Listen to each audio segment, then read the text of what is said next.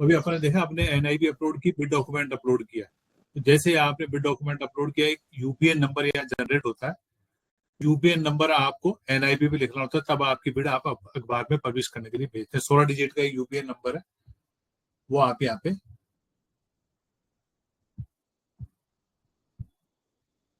अब नेक्स्ट जो आपका है,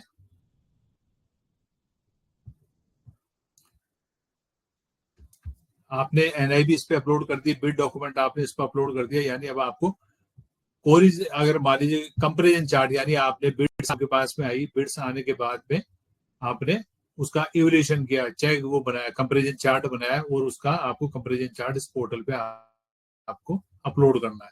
तो कंपेरिजन चार्ट आपने अपलोड किया। अब नेक्स्ट जो भी आप डॉक्यूमेंट अपलोड करेंगे, तो हर बार आपसे पूछा जाएगा यूपीएन नंबर। तो यूपीएन नंबर मतलब अब जो भी डॉक्यूमेंट आप अपलोड किए उस बिड के साथ जाके अटैच होंगे। तो अटैच होंगे, वो संबंधित यूपीएन नंबर आपको यहाँ पे एंटर करना है। तो मुझे तो यहाँ पे किसी भी बिड में यहाँ पे रख रहा हूँ, तो इसलिए मुझे यहाँ पे सेलेक्ट करना है। आपको जो एक्चुअल में आपका बिड यूपीएन नंबर है, वो आपको यहाँ पे लिखना है। तो जैसे आपने यहाँ पे देखिए, मैंने यहाँ पे वो यूपीएन नंबर लिखा, तो ग्रीन इस एक आपको वर्ड लिखा होगा स्क्रीन पे, this UPN is available for technical comparison chart. यानी अब आप उस टेक्निकल कंपेरिजन चार्ट अपलोड कर सकते हैं उस बिड के ऊपर जो आपने जारी की थी। तो आपसे छोटी छोटी सी चीजें पूछता है। आपसे क्या पूछता है कि कितनी बिड्स आपके पास में आई। मान लीजिए आपके पास में 10 बिड्स आई, फिर जो इवोल्यूशन आपने किया उसमें कितनी बिड्स रेस्पॉन्सिव रही, कितनी बिड क्वालिफाई की। हो सकता है कुछ बिड डिस्क्वालीफाई कर दी हो, आपने उनको रिजेक्ट कर दियो। तो जो क्वालिफाइड बिड है, वो मान लीजिए 8 आपकी क्वालिफाइड बिड्स थी। उसके बाद में बिड जो थी 20 8 को ओपन होनी थी, आपने 20 को ही ओपन किया, या बाद में कभी इसको ओपन किया हो कहीं, ऐसा तो नहीं। ओपन तो आपने कर ली, रखी तो डेट वो थी कि डेट को बाद में ओपन बिड को, तो वो डेट आपसे पूछी जाएगी। तो आपने मान लीजिए 20 को यहाँ पे ओपन किया। फिर आपसे पूछता है कि चार्ट आपने कब बनाया, तो मान लीजिए 25 तारीख को आपने चार्ट को बनाया। ये सूचना इसलिए आपसे पूछी है, आपने देख रहे हैं कुछ चीजें आपसे पूछ रहा है कि बिड एक्चुअल में कब ओपन हुई, चार्ट कब बनाया। तो ये सब चीजें वो देख रही है कि आप जो काम है, जो आप जो नियमानुसार जो काम होना चाहिए था, उस काम को आप समय पे आप उस काम को कर रहे हैं या नहीं कर रहे हैं। मान लीजिए बिड की तारीख आपने 20 तक की खोल रहे हैं, आप उसको 22 को, तो आप काम को लेट कर रहे हैं। ऐसे ही मान लीजिए कि चार्ट साइन हुआ, मान लीजिए 22 को आपने ओपन किया, 22 को चार्ट बना लिया। अब आप इसको अपलोड कब कर रहे हैं, आज 28 तारीख, आज 28 तारीख है, आप 28 को अपलोड कर रहे हैं। तो ये सारी आप काम किस तरीके से कर रहे हैं, इसकी मॉनिटरिंग है जो वित्तीय विभाग कर सकता है। रिपोर्ट्स यहाँ पे जनरेट्स होती है, तो वो आपके काम की मॉनिटरिंग कर सकता है। फिर रिमार्क आपको लिखना है, टेक्निकल कंपैरिजन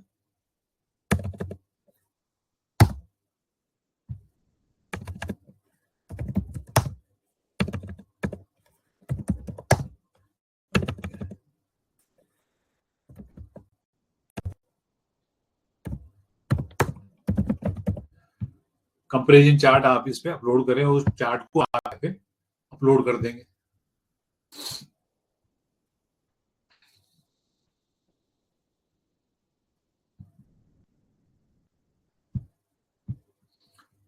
वो डॉक्यूमेंट आपने यहाँ पे अपलोड कर दिया, और इसको आप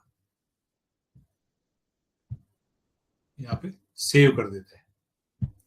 आपका टेक्निकल कंपैरिजन चार्ट इस पोर्टल पे अपलोड हो गया। इसके बाद इसी यूपीएन पे आपने फाइनेंशियल बिड खोली।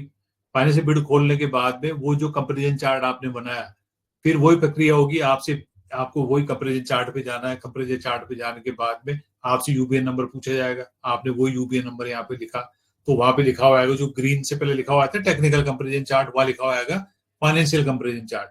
आप उस चार्ट को अपलोड करते हैं, आपसे वही चीज पूछेगी कितनी बिड्स थी, आपने कितनी फाइनेंशियली क्वालिफाई हुई, और आपने चार्ट किस तारीख को, ये चार्ट ये गया बिड किस तारीख को ओपन की, और चार्ट किस तारीख को तैयार किया।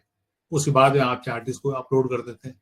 तो ये प्रक्रिया छोटी छोटी सी जो चीजें हैं, जो कोई भी अधिकारी जो है, कोई भी व्यक्ति इन कामों को कर सकता है। किसी भी तरह की कोई इसके लिए ऐसी कोई आवश्यकता नहीं कि आपकी वो तकनीकी योग्यता आपके पास होना जरूरी है। लेकिन हम इन चीजों को इग्नोर कर रहे हैं, क्योंकि वित्त विभाग ने ऐसा कोई चेक लगाया नहीं कि अगर कोई व्यक्ति इनको अपलोड नहीं करेगा तो उससे क्या होगा आगे।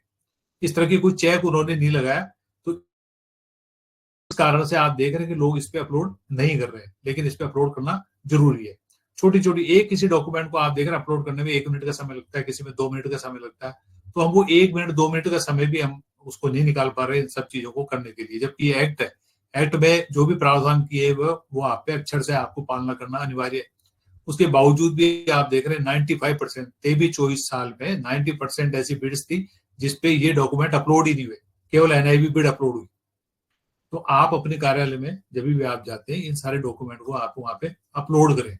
पिछला भी अगर मान लीजिए कोई आपने अपलोड नहीं किया अभी तक, जैसे पिछले सालों में आपने कोई डॉक्यूमेंट किया उसको अपलोड नहीं किया, तो आज की डेट में आप अपलोड करें। ऐसे नहीं भाई वहां आपसे देखा जाएगा आपने लेकिन आपने अपलोड किया। तो ये चीजें आपको ख्याल रखनी है कि जो भी डॉक्यूमेंट अपलोड करने के लिए सेक्शन 17 में प्रोविजन किया हुआ है उन डॉक्यूमेंट को आप इस पोर्टल पे जरूर से अपलोड करें। ये पोर्टल पे थोड़ा सा बफरिंग के थोड़ा सा प्रॉब्लम है, ये इतना फास्ट नहीं है तो इसलिए थोड़ा सा समय लगता है इस पे, लेकिन चीजें इतनी आसान है कि आप उन चीजों को आसानी से इस पोर्टल पे अपलोड कर सकते हैं। थोड़ा थोड़ा आपका समय इस पे दिया जाता है जिससे आप चीजों को अपलोड कर सकते हैं।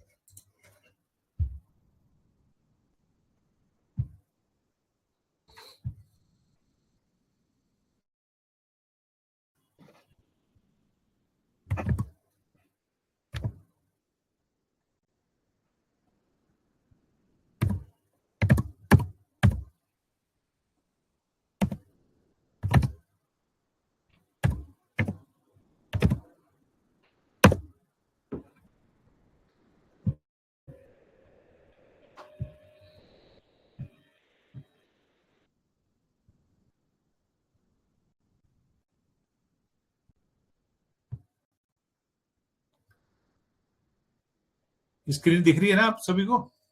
कोई बताए तो एक भी व्यक्ति कर दे यस क्या दिख रही है। यस सर दिखाई दे रही है। ओके, तो अब आप देख रहे हैं हमने वर्क ऑर्डर आपने कंपैरेटिव चार्ट उस पे अपलोड कर दिया। अब आपको वर्क ऑर्डर अपलोड करना है। वर्क ऑर्डर के लिए वो यूपी नंबर आपने डाला, आप वर्क ऑर्डर अपलोड कर सकते हैं। है कि वर्क ऑर्डर का नंबर यानी जो आपने डिस्पैच नंबर जो किया है वो नंबर आपको लिखना है।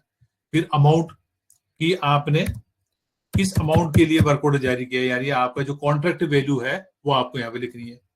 उसके बाद में वर्क ऑर्डर जो आपने बनाया वो वर्क ऑर्डर किस तारीख को साइन हुआ, यानी अपन करते हैं डिस्पैच नंबर और डेट, तो वो आपकी डेट होगी। मान लीजिए 25 तारीख को आपने किया था, यहाँ आप लिख देंगे वर्क ऑर्डर और वो वर्क ऑर्डर आपको यहाँ पे अपलोड करना है।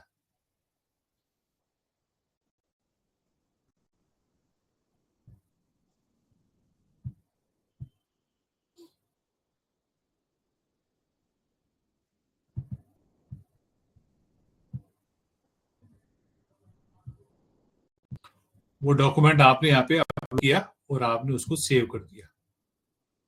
ये आपका वर्क ऑर्डर इस पे अपलोड हो गया। तो जैसे ये वर्क ऑर्डर अपलोड होगा एक नंबर यहाँ पे जनरेट होगा जिसका नाम होता है work order index number, win number उसको शॉर्ट में बोलते हैं।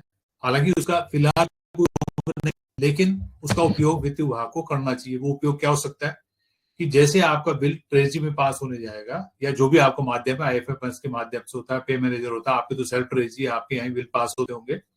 तो जो भी व्यवस्था जैसी भी सरकार की बिल पास होने की, तो जब भी बिल का भुगतान हो उससे पहले वो ये सुनिश्चित किया जाए जो भी भुगतान करने वाली अथॉरिटी है कि वो विन नंबर उस बिल में मौजूद हो। तो अगर विन नंबर मौजूद होगा, अवेलेबल होगा, इसका मतलब आपने वर्क ऑर्डर उस बिल के ऊपर अपलोड कर दिया। तो इस तरीके से आप वो सारी जानकारी, वो सारी जो सूचनाएं जो सेक्शन 17 में प्रावधानित की हुई है वो सारी सूचनाएं, सारे दस्तावेज इस पोर्टल पे अपलोड कर दिए। ये आप सुनिश्चित हो गया उस अधिकारी के लिए जो भुगतान करने के लिए उत्तरदायी है। तो भुगतान करने वाले अधिकारी को भुगतान उसी समय किया जाना चाहिए जब भुगतान के लिए जो आवश्यक जो पहले कार्रवाई है, पूर्व की कार्रवाई है वो आपने कर दी हो। तो इसलिए ये विन नंबर का आप, हालांकि अभी वित्त विभाग द्वारा ऐसी कोई व्यवस्था नहीं की गई, लेकिन आप अपने कार्यालय में कर सकते हैं इस बात को सुनिश्चित करने के लिए कि RTPP की पालना पूरी कर दी गई है, ताकि कल न कहीं ऐसा हमारा उस लिस्ट में नाम नहीं हो, पेंडिंग वाले जिनके नाम काम पेंडिंग हो उस लिस्ट में हमारा नाम नहीं हो। तो इस तरीके से आप जो सूचनाओं का प्रकाशन इस पोर्टल के माध्यम इस पोर्टल पे इन सूचनाओं का प्रकाशन किया जाता है। आपने देखा होगा 1-1 मिनट का समय लगता है जिन पे आप सूचनाओं को अपलोड करते हैं। ये जो बफरिंग आपको दिख रही है डेमो पोर्टल है, इस डेमो पोर्टल पे कुछ समय से थोड़ी समस्या है, तो ये स्लो ये वर्किंग कर रहा है, इसलिए आपको बार बार बफरिंग आपको दिख रही है। लाइव पोर्टल पे मुख्य सामान्यतः इस तरह की कोई समस्या नहीं आती है, तुरंत आपका ये पोर्टल पे सूचनाओं का अपलोड होता है, जो संबंधित नंबर है वो वहां पे जनरेट हो जाते हैं। तो इस तरीके से आप एसपीपी पोर्टल पे सारी सूचनाओं को जो भी आवश्यक है सेक्शन 17 में लिखी हुई है उन सारी सूचनाओं को इस पोर्टल पे अपलोड कर सकते हैं। आप उन सूचनाओं को भी आपको यहाँ पे अपलोड करना चाहिए।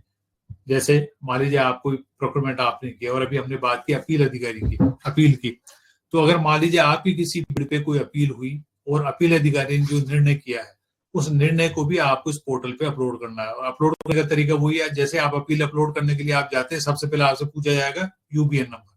जैसे यूबीएन नंबर लिखा, वो अपील अपलोड करने का पेज आपके सामने ओपन होता है, वहां पे उस डॉक्यूमेंट को आपको अपलोड करना है। अगर मान लीजिए कोई कोरिजेंडम आप जारी करते हैं, तो आप बिड पे कोरिजेंडम जारी कर रहे हैं, वो यूबीएन नंबर आपको लिखना है। आपने उस जैसे यूबीएन लिखते हैं वो बिड आपके सामने आती है, जो भी कोरिजेंडम आप जारी करें उसको अपलोड करते हैं। साथ में वो सारी चीजें भी आप वहां पे अपडेट करनी है। जैसे मान लीजिए आपको डेट का कोई आपने डेट एक्सटेंशन की है, तो अब वो डेट जो आपने पहले वहां रखी थी उस डेट को भी आपको बदलनी होगी। उसके बाद वो डॉक्यूमेंट वहां अपलोड कर दें। और कोई कारण से आप कोरिजेंडम जारी कर रहे हैं, तो वो जो भी पहले आपने सूचना वहां पे अपलोड की है उस सूचना को वहां पे अपडेट करें। बिड सबमिशन एंड डेट बढ़ा सकते हैं, बिड ओपन की डेट बढ़ा सकते हैं। अमाउंट आपने अगर मान लीजिए कोई गलत कर दिया है, बढ़ गया, तो उस अमाउंट को आप चेंज कर सकते हैं। अपील अथॉरिटी अगर मान लीजिए कोई आपकी चेंज होती है तो आप अपील अथॉरिटी को आप बदल सकते हैं। तो इस तरीके से जो भी सूचना है वो आपको 2 स्तर पे वहां पे काम होता है। एक तो आपको वो जो सूचना वहां पे ऑटो फिल है उसको अपडेट करना है, साथ में वो जो ओरिजिनल आपने बनाया उसको अपलोड करना है। तो इस तरीके से इस पोर्टल पे सूचनाओं को अपलोड करना आपने देखा कैसे किया जाता है। बिल्कुल बहुत थोड़ा थोड़ा समय आपको यहाँ पे लगता है इसको सूचनाओं को अपलोड करने के लिए, आप यहाँ पे अपलोड कर सकते हैं। अब इस अपना जो प्रोसेस है, इस प्रोसेस में अगर अपने को किसी भी तरह की कोई आपका प्रश्न हो, आप यहाँ पे पूछ सकते हैं। किसी का भी कोई प्रश्न हो इससे रिलेटेड?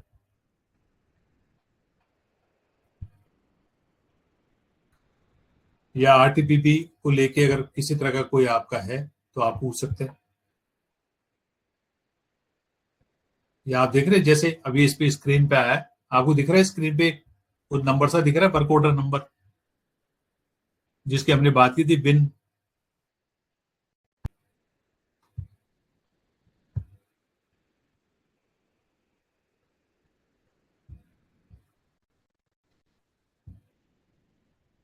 हेलो सर, नमस्कार।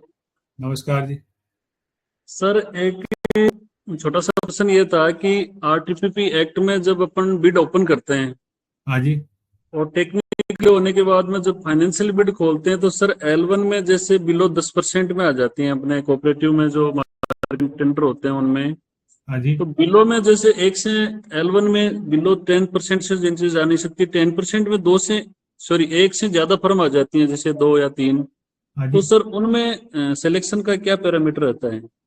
नहीं, जैसे मान लीजिए आप ये कह रहे हैं कि समान दर पे एक से ज्यादा बोलीदाता की दरें समान है।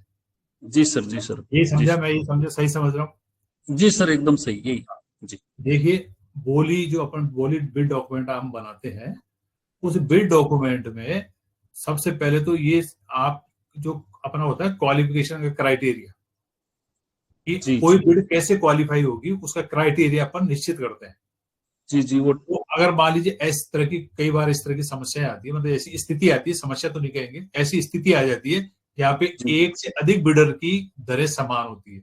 अब जी उसका सर, आप मूल्यांकन कैसे करें कि कौन L1 होगा, कौन हमारा L2 जी होगा? तो इसकी जी सर, व्यवस्था हमारे को बोली दस्तावेज में पहले से ही लिखी होनी चाहिए। वो क्या हो सकती है, अपने एक दो उदाहरण की बात करते हैं। जी तो जी अगर ऐसी स्थिति है तो अपन वहां ये तय करेंगे कि अपन वहां लिखेंगे कि एक से अधिक बोलीदाताओं की दरें अगर समान है तो हम मूल्यांकन किस तरीके से करेंगे। तो हम ये जी देखेंगे जिसका टर्नओवर सबसे ज्यादा होगा तो जी वो जी हमारे लिए L1 होगा। या जी और कोई आपको क्राइटेरिया ऐसे तय करते हैं जो आपको लगता है कि ये होगा तो हमें ऐसे बिडर से ज्यादा लाभ होगा, तो आप जी वो तय कर सकते हैं। तो कोई ना कोई क्राइटेरिया आपको उस बिड डॉक्यूमेंट में तय करना होगा कि ऐसी स्थिति में आप निर्णय कैसे करेंगे, वो पहले से आपको डिफाइन करना होगा अपने बिड डॉक्यूमेंट में।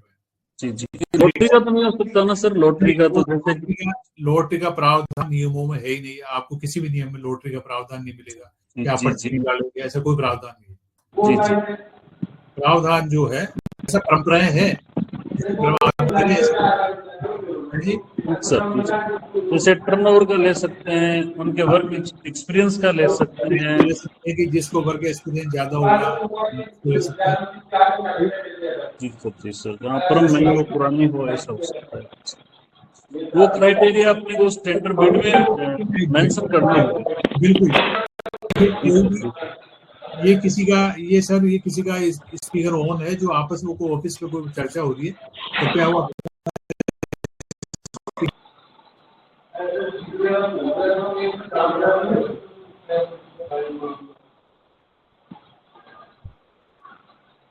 तो आप कोई काम करते हैं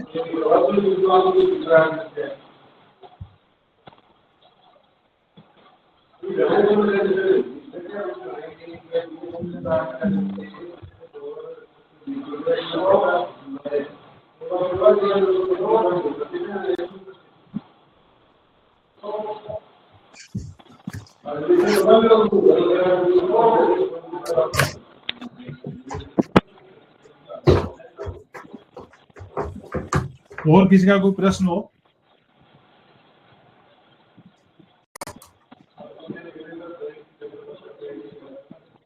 नमस्ते।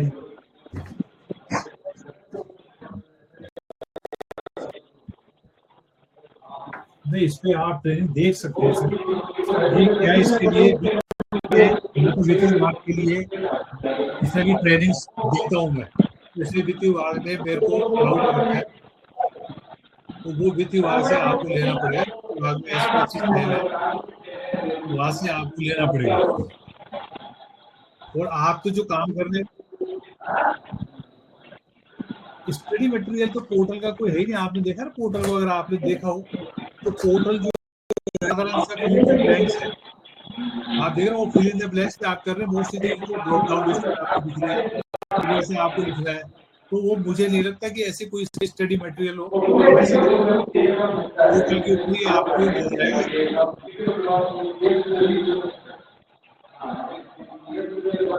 तो आप वहां से देख सकते हैं, वो इसका यूजर मैनुअल है, आप देख सकते हैं। इसमें ऐसी स्थिति है नहीं मेरे हिसाब से कि जो आपने को कोई अपने को कोई लिटरेचर ऐसा मिले जिसको देख के आप कभी भी कर सकते हैं। सेकंड थिंग, आपको कभी भी कोई इस तरह की कोई प्रॉब्लम आती है, जैसे मान लीजिए आपको लगता है आप वो पोर्टल यूज कर रहे हैं और आपको कोई समस्या ऐसी कोई आई आपके सामने, तो आप निश्चिंत होके कभी भी, आप मेरा नंबर है, आप वहाँ पे कॉल कर सकते हैं। कभी भी आपको, जिस समय भी आप यूज कर रहे हैं, आपको कोई पोर्टल से समस्या आती है, आप कभी भी कॉल कर सकते हैं।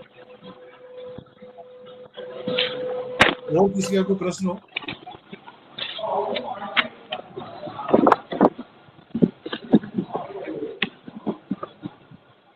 कल आपने जो, जैसे कल आपको बताया होगा ना, पढ़ाया होगा पोर्टल हो, ये इसके बारे में, ये आरटीपीपी के बारे में, मेथड ऑफ प्रोक्योरमेंट बताया होगा, और भी कुछ चीजें बताई होंगी आप।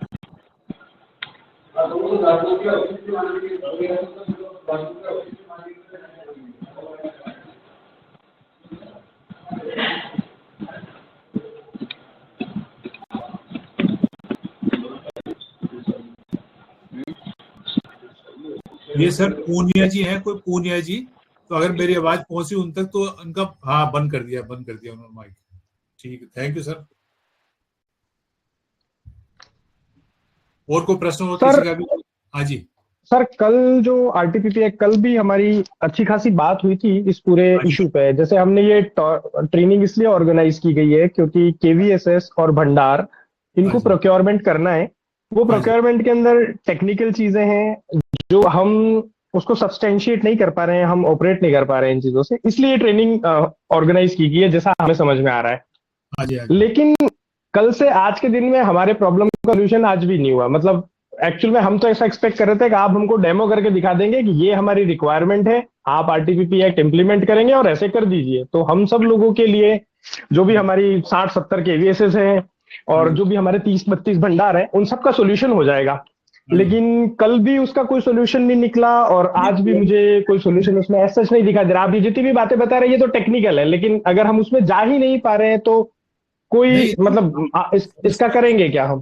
समस्या कहाँ से स्टार्ट होती है आपकी? भाई आपको एक्ट ही नहीं आया यूं कि एक्ट में क्या लिखा आ, हुआ है, क्या प्रोविजन है, कैसे उसका यूज कल करें।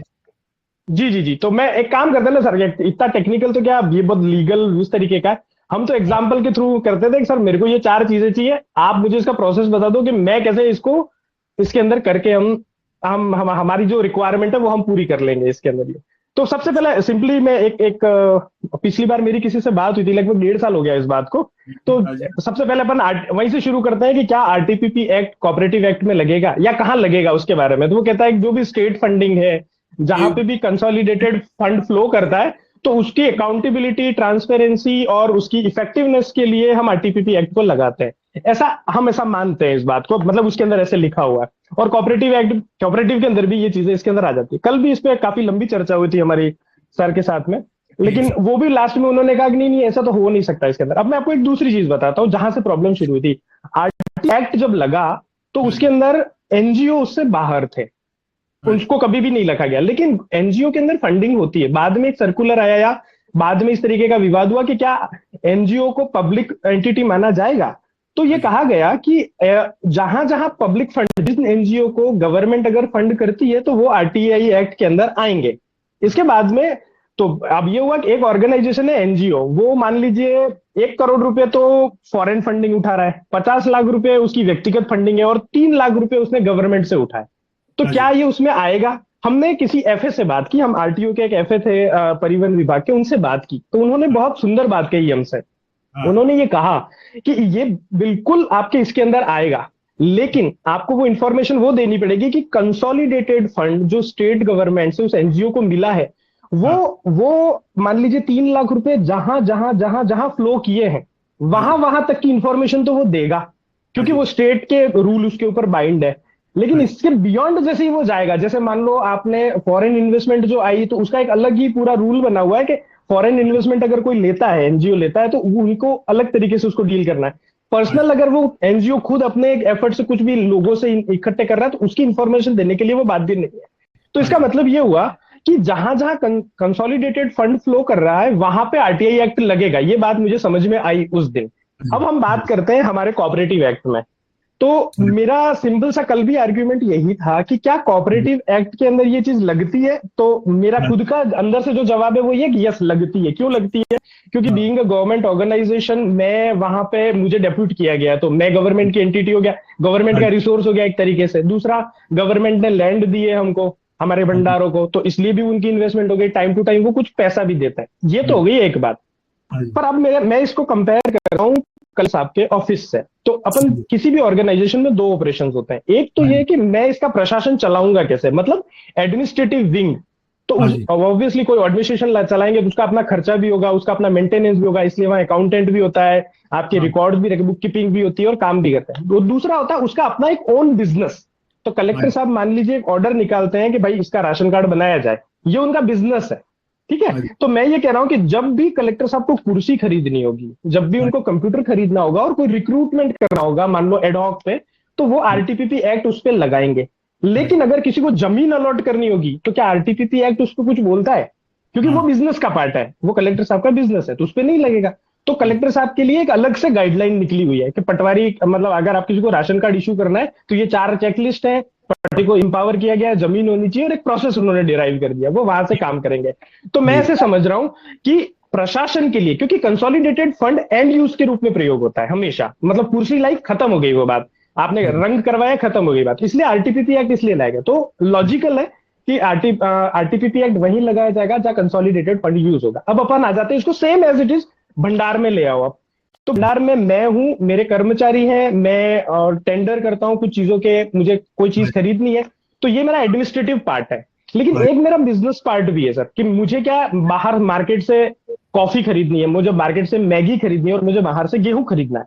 अब यहाँ पे मैं इसको एंड यूज नहीं है मेरे लिए, मैंने गेहूं खरीदा तो अपने लिए कंज्यूम के लिए नहीं खरीदा है वो, मैं उसके ऊपर एक पर्टिकुलर सर्टन अपना लाभ ऐड करूंगा, इसके बाद में उसको मार्केट में फिर से बेचूंगा अपने भंडार के थ्रू, उन सारी चीजों के थ्रू। तो इसका मतलब ये मेरा बिजनेस है कि मैं कोई चीज खरीदता हूं और मैं कोई चीज बेचता हूं। अब बात करते हैं प्रोडक्ट की। तो मैं जब कुर्सी खरीदता हूं तो मुझे आरटीपीपी एक्ट है, तो जो अभी सर्कुलर आपने जारी किया है हमारे रजिस्ट्रार मैडम ने, मुझे लगता है कि वो सिर्फ हमारी एडमिनिस्ट्रेटिव जो खर्चे हैं उनको कंट्रोल करने के लिए, उसमें पारदर्शिता सुनिश्चित करने के लिए, लेकिन ये हमारे बिजनेस का पार्ट नहीं है। मेरा स्ट्रॉन्ग अपोजिशन है इस बात को लेकर, मतलब मैं ये समझता हूं, मैं आपसे ये जानना चाह रहा हूं कि क्या मैं सही समझ रहा हूं या गलत है। क्योंकि बात अब ये है कि अब आप नेचुरल जस्टिस, नेचुरल लॉ की अगर बात करेंगे, प्राकृतिक न्याय की, तो मेरे पड़ोस में एक दुकान वाला है, वो पार्लेजी बिस्किट बेच रहा है, मैं भी मेरे दुकान में पार्लेजी बिस्किट बेच रहा हूँ। आप मुझे कह रहे हो कि आप आरटीपीपी एक्ट के तहत जाओ, मेरे तो 75,000 रुपए लग गए। मैंने तो उसके डीआईपीआर के अंदर फोन किया, उसने 3 अखबारों के अंदर दे दिया, क्योंकि मेरे तो खरीद हो रही है 10 करोड़ रुपए की, मुझे नेशनलाइज न्यूज़पेपर में देना है। मुझे लगेंगे 2 महीने उस पूरे काम को करने के अंदर, कि मान लो मैं प्री बिड मीटिंग भी करूंगा, सारी चीजें। लेकिन मेरा पड़ोसी तो, उसने एक फोन किया और उसने देखा भैया कितने में दे रहे हो, मैं कैश दे देता हूं तुझे, तो उसको वो 4 रुपए 70 पैसे में पड़ रहा है। मैं टेंडर कर रहा हूं, पार्ले पार्टिसिपेट ही नहीं कर रहा है मेरे टेंडर के अंदर, कि भंडार की तो पेमेंट कंडीशन खराब है। तो मेरे क्या सिंपल मतलब ये है कि मेरा पड़ोसी और मेरा कॉम्पिटिटर बिजनेस कर रहा है, एक रूल, मतलब उसके लिए कोई रूल नहीं है, और मुझे उसी फील्ड में डाल के आप कह रहे हो आप आरटीपीपी एक्ट फॉलो करो। अब आ जाते हैं वापस कलेक्टर साहब के उस पर। कलेक्टर साहब के लिए हर जगह अलग रूल है, जैसे कलेक्टर साहब जो रूल फॉलो करते हैं सेम एसडीएम करता है, सेम पटवारी करता है, सेम तहसीलदार भी करता है, तो उनकी एक हायरार्की बनी है। पर बीडीओ के लिए वो नहीं है, बीडीओ के लिए अलग सर्कुलर लागू किया, वहां आप आरटीपीपी एक्ट नहीं लगा रहे हो।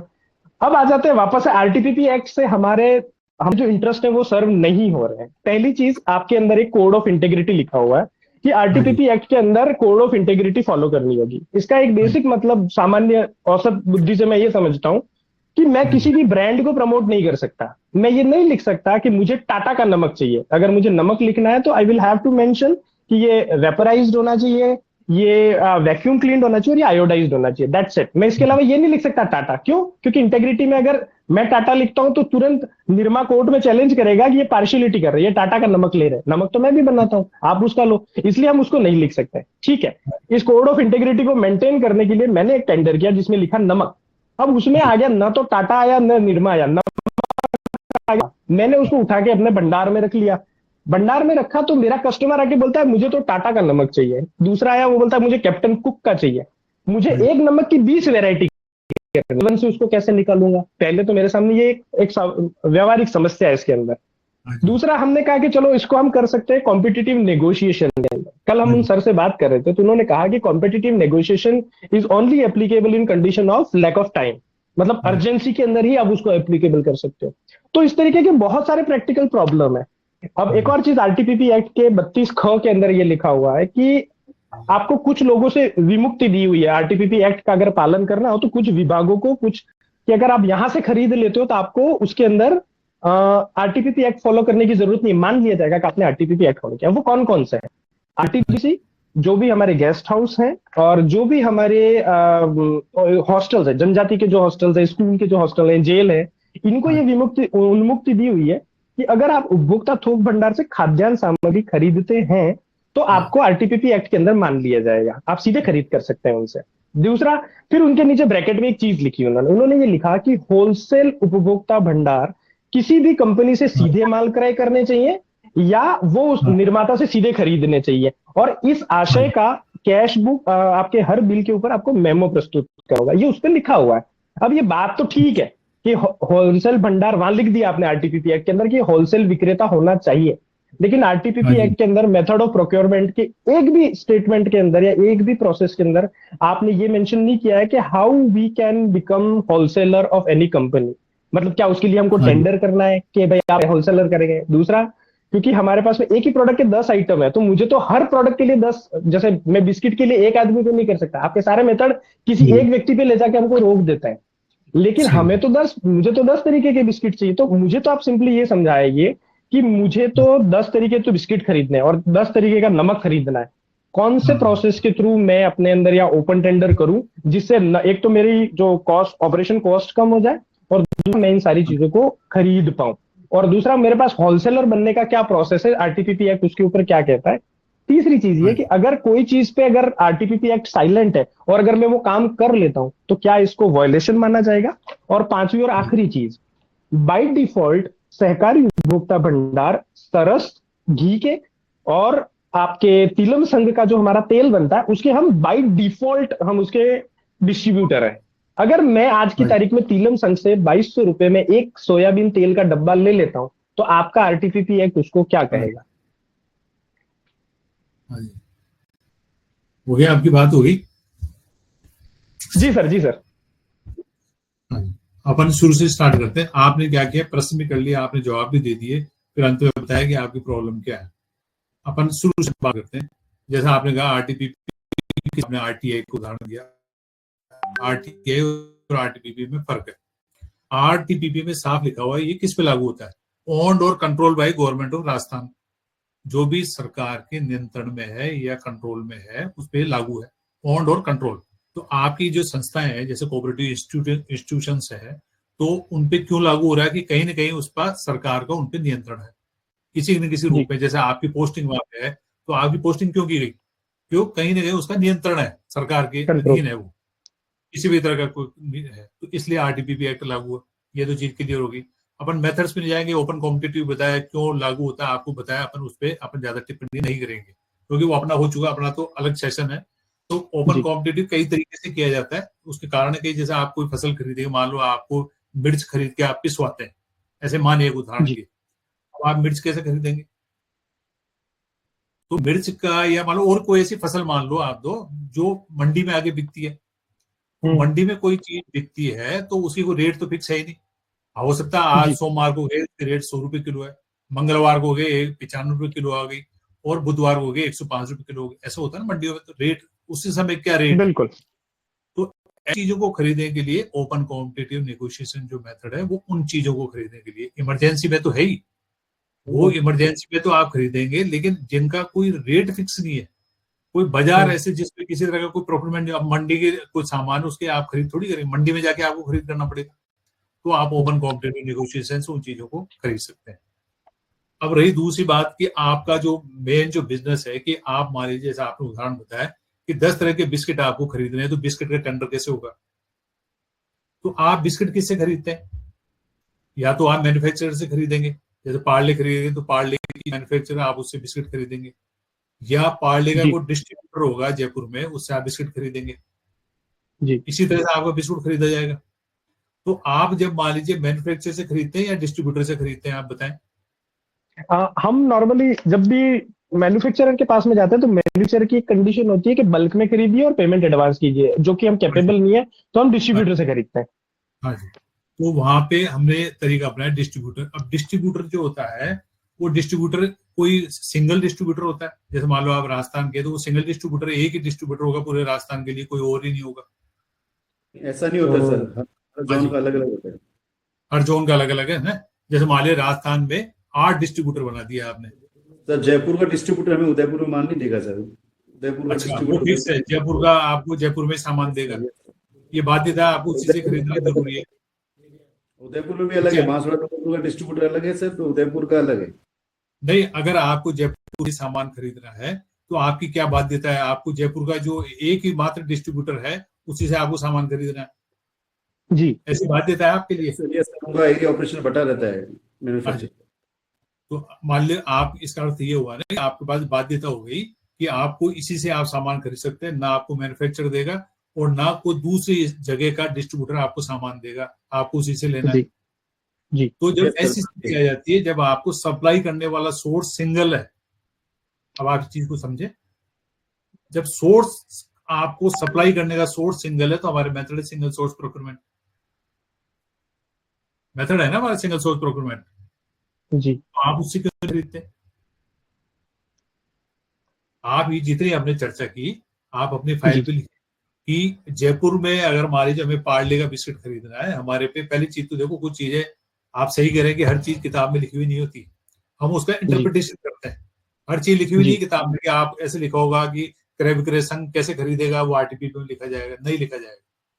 अब आपको जो प्रावधान, वहां सामान्य प्रावधान होते हैं, सामान्य हमने कानून बना दिए, अब उसका इंटरप्रिटेशन करना अपने को। तो उसके दो रास्ते हैं।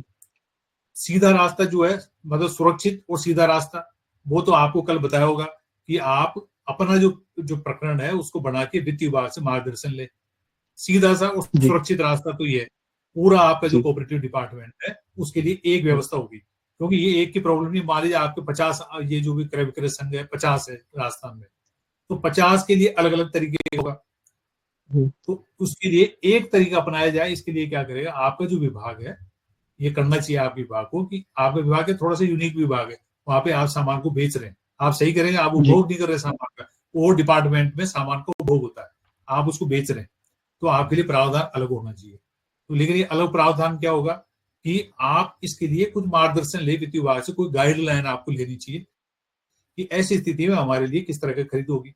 अब मैं आपको बता रहा हूँ सामान्य जो प्रावधान है आरटीपीपी के, उसके हिसाब से बता रहा हूँ कि जहां सोर्स सिंगल है, एक ही व्यक्ति से आपको सामान की सप्लाई हो सकती है, गुड्स सेवाओं की, सामान की जो भी स्थिति है सिंगल है, तो आप सिंगल सोर्स प्रोक्योरमेंट से खरीद कर सकते हैं।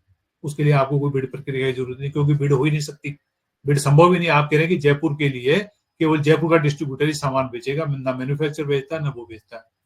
अब आपका केस डिफरेंट क्या, आप बिस्किट का एडवर्ट वो मतलब प्रोक्योरमेंट इस तरह से नहीं कर सकते कि हमारे को ये ग्लूकोज बिस्किट चाहिए, उसमें पैकेट में उसमें 16 पीस आएंगे, बिस्किट की साइज ये होगी, उसमें ग्लूकोज की मात्रा इतनी होगी, चीनी इतनी होगी। आप इस तरह का प्रोक्योरमेंट नहीं कर सकते। आपको बेच रहे हैं, आपको अलग अलग ब्रांड का आपको प्रोक्योरमेंट करना, वो सामान आपको खरीदना पड़ेगा। तो आपके लिए मेरी राय में, मेरी ऑथेंटिक राय नहीं माने आप इसको, वित्त विभाग की राय माने, पर जितना मैंने इस एक्ट को समझा है उसके हिसाब से जहां पे सोर्स सिंगल है, आप सिंगल सोर्स का जो अपना दे रखा है वहां पे प्रोविजन दे रखे हैं, आप उसको पढ़े तो आपको लगेगा किन किन परिस्थितियों में आप सिंगल सोर्स करते हैं। तो उसमें ये परिस्थिति है जहां पे सोर्स एक ही सोर्स हो, आप उससे कर सकते हैं। तो मेरी राय में आपके लिए ऐसी स्थिति में सिंगल सोर्स है, लेकिन फिर भी मैं आपको राय दूंगा एक बार आपके विभाग के स्तर पे इस पे वित्त विभाग से मार्गदर्शन लेना चाहिए कि आपका कंडीशन चूंकि औरों से अलग है, तो आप पे किस तरीके से इसको उपयोग किया जाए। और अपने कोई चर्चा में कोई रह गया, मैं थोड़ा को अगर भूल गया हूँ, आपको कोई पॉइंट हो तो। कल भी सर बात इसी चीज पे एंड हुई थी, मतलब हमें आरटीपीपी एक्ट की ट्रेनिंग दी जा रही है, तो हम तो यही चाह रहे थे कि हम अपनी प्रॉब्लम बताएं, क्योंकि रूल इसलिए बनाया है कि हमारे ऑब्जेक्टिव को सर्व किया जाए।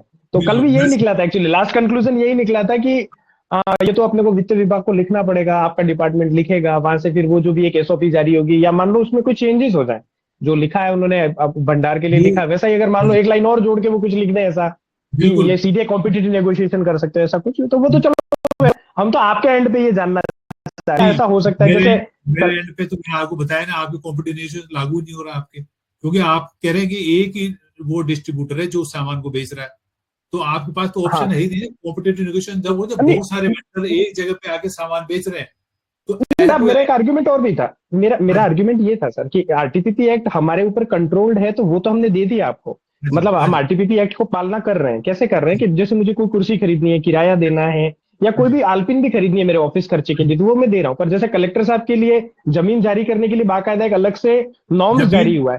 ठीक है, सुनिए, कल ये उदाहरण आप मत दें, वो इसलिए ना दे, जमीन जारी करना नोट है प्रोक्योरमेंट, पहली चीज समझेगी, वो प्रोक्योरमेंट मैं बिजनेस की बात कर रहा हूँ, मैं प्रोक्योरमेंट की नहीं कह रहा हूँ, मैं बिजनेस की बात कर रहा हूँ, नेचर ऑफ बिजनेस के बारे में बात कर रहे हैं अपन। उसको दो अलग चीजों में ब्रैकेट लेके चले ना अपन किसी चीज को। अब मेरे तो क्या एडमिनिस्ट्रेशन चलाने के लिए भी प्रोक्योरमेंट करना पड़ा, और प्रोक्योरमेंट भी मेरा बिजनेस है, मैं इसको एज ए बिजनेस और एडमिनिस्ट्रेशन के फॉर्म में इसको बाइफरकेट करके देख रहा हूँ, ना कि प्रोक्योरमेंट के फॉर्म में। मैं ऐसे देख रहा हूँ, इसलिए जी प्रोक्योरमेंट इसलिए हम बार बार कर रहे हैं कि आप सामान तो खरीद ही रहे हैं ना, उसके बाद आप बेच रहे हैं, फिर आपका बिजनेस स्टार्ट होता है, आप बेचते हैं। जैसे मैं आपको उदाहरण बताऊँ थोड़ा सा, हो सकता है आपके काम आया नहीं आया। जैसे निक्सी का नाम सुना होगा, एनआईसी, निक्सी, और एक आरएफएसडीएल बन गया, एक आरएफएसडीएल आपने सुना हो तो सुना होगा। आरएफएसडीएल नहीं सुना होगा, अभी बहुत पॉपुलर नहीं है। निक्सी एनआईसी तो सुना होगा जी। नेशनल इंफॉर्मेटिक्स सेंटर है, भारत सरकार का बहुत बड़ा विभाग है। तो राजस्थान सरकार या किसी भी स्टेट गवर्नमेंट में जो भी आईटी से रिलेटेड काम हुए, वो सारे निक्सी या एनआईसी के थ्रू ही हुए हैं सारे काम, है ना। तो जैसे मान लो आपको डिपार्टमेंट को कंप्यूटराइजेशन हुआ आज से थोड़े समय पहले, जब हमारे यहाँ लगे डीओआईटी, लेकिन वो भारत सरकार ने शुरुआत उन्होंने करी थी। तो निक्सी जो है वो सर्विस प्रोवाइड कराता है, वो किसी भी ऑफिस में कोई प्रोजेक्ट, मान लीजिए कोई टेक्निकल कोई प्रोजेक्ट चल रहा है, तो उसपे वो सर्विसेज प्रोवाइड करवाता है। सर्विस कैसे, आपको किसी कंसल्टेंट की आवश्यकता है, वो प्रोवाइड करवाता है। अब एनआईसी जो है उसके बाद खुद एक कंसल्टेंट नहीं है, वो क्या करता है, पहले एम्पेनलमेंट कर लिया उन्होंने। वो बहुत सारी ऐसी एजेंसी जो कंसल्टेंसी प्रोवाइड करवाती है, उनका एम्पेनलमेंट किया। एम्पेनलमेंट करने के लिए उनके यहाँ जीएफआर होती है, वो जीएफआर की जो प्रावधान है उसके हिसाब से उन्होंने एम्पेनल कर लिया। फिर उस हिसाब से उन्होंने तय कर लिया कि वैसे इस कैटेगरी के हमारे कंसल्टेंट है, हमारा ओवरहेड इतना होगा, जैसे आप जोड़ते होंगे ना कुछ अपना खर्चा, जैसे मान लो बिस्कुट 100 रुपए का है, तो आप 5 रुपए आपने जोड़ के 105 में बेचेंगे, ओवरहेड आपने जोड़ लिया। ऐसे ही वो भी उन कंसल्टेंसी सर्विस पे ओवरहेड जोड़ती है कि 8%, 9%, जो भी 7%, वो जो उसकी प्राइस है उसमें उनका ओवरहेड होगा। फिर उसके बाद में वो उनको सीधे वो कंसल्टेंसी सर्विसेज देती है उस एजेंसी के माध्यम से। तो वो उसके लिए वो एजेंसियां उन्होंने एम्पेनल करने के लिए एक प्रक्रिया अपनाई प्रोक्योरमेंट की, और फिर बाद में वो उनको सप्लाई करी। तो उन्होंने भी उसको फॉलो किया, उन्होंने प्रोक्योरमेंट के जो भी उनके नियम है भारत सरकार में उसको फॉलो करके एम्पेनल करके फिर सर्विसेज आगे देना उन्होंने स्टार्ट कर दिया। तो इसी तरीके से मैं ऐसा समझ रहा हूँ। देखिए, मैं आपको इस चीज में बहुत ज्यादा मैं बहुत एक्सपर्ट हूँ, मैं आपको सब चीज क्लियर कर दूंगा, मैं दावा नहीं करूंगा, पर जो मैं चीजों को समझ रहा हूँ आप वाले डिपार्टमेंट की, तो उस साथ आपका काम भी ये कि आप सामानों को खरीद रहे हैं, उसके बाद आप फिर सामान को अपना खर्चा आप ऐड करके फिर आप सामानों को आगे बेच रहे हैं जी। तो इसलिए आप खरीद रहे हैं क्योंकि सामानों को आपको कहा कि आप आरटीपीपी में जो प्रावधान उस हिसाब से आप खरीदें। लेकिन अब आपको ऐसे नहीं कि आपको बिस्कुट खरीदना है, ओपन टेंडर करना है, वो मेथड आपको चुनना है। वो मेथड आपको चुनना है कि आपको वो सामान कैसे खरीद रहे हैं, वो मेथड आपको चुनना है। जैसे जो ब्रांड वाले सामान है, जैसे उनकी बाजार में डिमांड भी ब्रांड की होती है, तो ये सब चीजें मैं आपको वित्त विभाग का नाम क्यों ले रहा हूँ आपको, कि बहुत सारी चीजों के लिए जो भी कॉम्पिटेंट अथॉरिटी है वो वित्त विभाग है। तो आप इस तरह का आप रखेंगे तो आपको हो सकता है कि वो इस तरह की अलाउ करेंगे, वो कि आपकी स्थिति को देखते हैं कि भाई आप इस तरह से ब्रांड नेम का सामान आप खरीद सकते हैं, क्योंकि आपका सामान ब्रांड नेम के नाम से बेचा जाता है, वाला सामान ही बिकेगा, ये है। तो इसलिए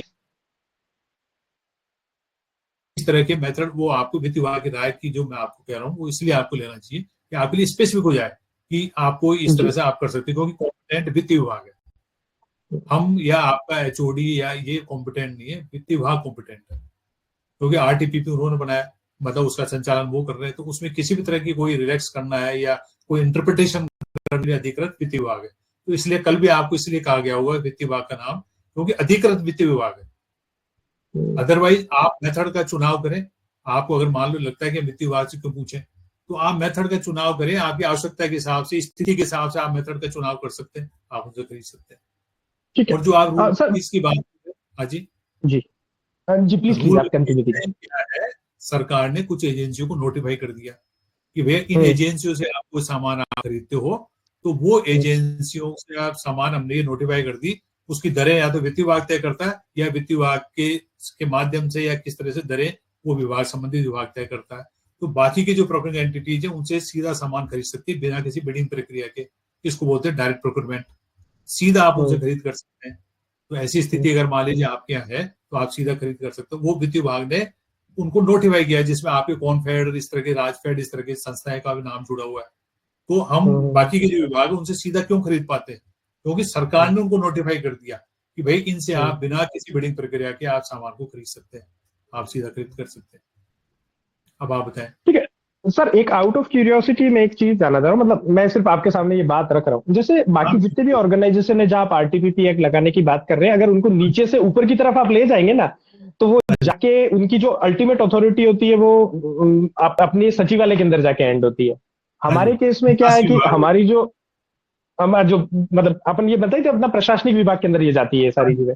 हमारे अंदर ये है कि हमारी अल्टीमेट पावर जो है वो हमारे बोर्ड के पास में है। जैसे मैं जहाँ पे हूँ तो मैं जीएम हूँ, लेकिन मुझे अगर बाद में कोई भी अप्रूवल लेना है या मेरे कोई भी करेक्शंस मुझे इंप्लीमेंट करवाने हैं तो वो हमारे यहाँ बोर्ड के पास में। अब मुझे ये नहीं समझ में आ रहा है कि बोर्ड को ऑलरेडी ये बनाया, कोऑपरेटिव को बनाया इसलिए गया था कि लोकल लेवल की डिमांड्स को समझा जाए, लोकल डिस्ट्रीब्यूशन को स्ट्रांग किया जाए, और वो डेमोक्रेटिक संस्था है वो पूरी, जो अपना उसका अपना एक बोर्ड है जो नियम बनाता है कि आप काम ऐसे करेंगे, लोकल में ये चीज रखेंगे, हम इस तरीके से चीजों को खरीदेंगे, बिजनेस किस तरीके से ऑपरेट होगा उसकी पूरी गाइडलाइन वो तय करते हैं। वो उनका स्पेशल प्रोविजन, स्पेशल राइट है वो उनका।